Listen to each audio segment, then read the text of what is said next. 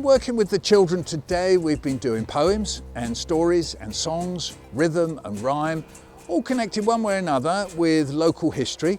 Some of it was my stories, but some of it was the children's stories, but also connected to things like this leper chapel. Here we are standing in the doorway of an absolute historic building, a 12th century leper chapel. There are not many of them in the country.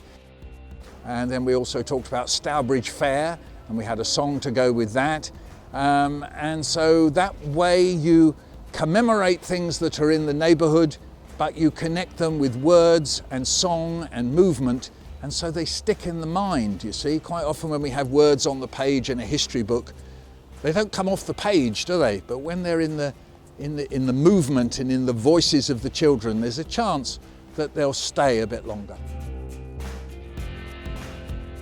So we've got the Chisholm Trail that's underway thanks to the Greater Cambridge Partnership, and this Chisholm Trail is going to be somewhere where children, anybody, families, anybody of any age can walk along and get a bit of a sort of flavour of the old countryside around Cambridge.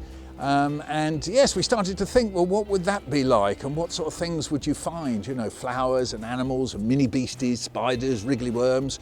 And then you start putting that together with a bit of a rhythm. You find a chorus, you say something like, along the trail without fail, what can we see? Just me.